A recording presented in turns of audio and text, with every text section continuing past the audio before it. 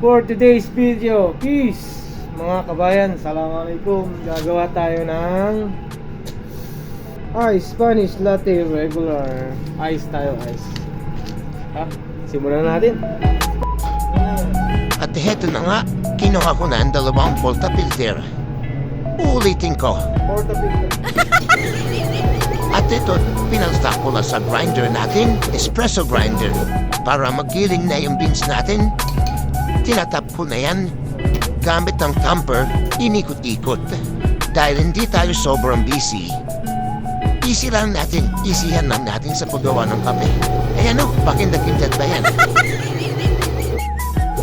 At tinap ko na ulit yung isa. Kasi 2 yun. 2 order, inikot-ikot gamit ang tamper. Ilabas ang tubig galing sa espresso machine. At ito na, nag-extract tayo ng kape mula sa ating espresso machine. Afia Live, Simonelli, Adanova. At ito na nga, nakahanda na yung kape natin sa ating takeaway cup. Lalagyan na natin ng pinakamalamnam na condense. Siyempre, standard yan, 40 lang yan, pero eto pa isa, 2 yan eh. Siyempre. At eto na nga, akin na nga Halloween gamit ang long spoon. Halo-halo natin maigi para matunaw ang ating condensed milk sa loob. At yung isa pa, syempre, hindi naman kailangan isa lang. Kasi 2 yan. 2 quarter yan. Halo-halo maigi. Halloween po ng Halloween. Sige ba, nang matunaw ang iyong taba, STN ang milk and count condense. At kumuha na nga tayo ng Almaray milk from Best of Almaray. Full fat milk, dilagyan na natin ng 200 ml yan. 200 ml din sa kabila. Si large yun eh, There. Sige. Sabi, Halloween na lang ulit natin. Halo-halo lang. Yan, sige pa, umalon.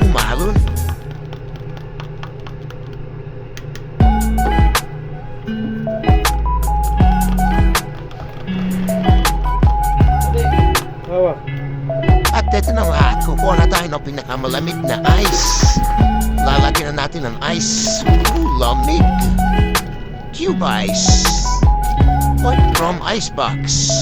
Ayun, nakita ko si kasama kong Bangladesh na paumingay. At dito sa puntong to, ay nagpapakit yung aking kasamang ibang lahi. Di mo naman oh. Sa kilikili ko, tato rin, titig na titig pa. Ay siya. At eto na nga mga kabayan. Akin ang isa-isang tinatakbuhan ng aking mahiwagang kape. Ice, baby. Yes. At ito na nga ang resulta ng ating paggawa ng kape. Ice Spanish latte. 2 yan. Maganda sa mata. Sana malinamnam pag ininom na ng customer.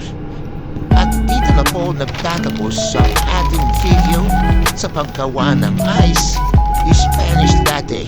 Binalot ko na nga po sa Pandisaleste sa latte ng kape. Ating brown bag Cosmo. Nilagyan ko na rin ng sticker para maganda ang preparasyon. At ito nga si Kuya Max nagpapaalam at sana po ay patuloy niyo po akong suportahan. Thank you.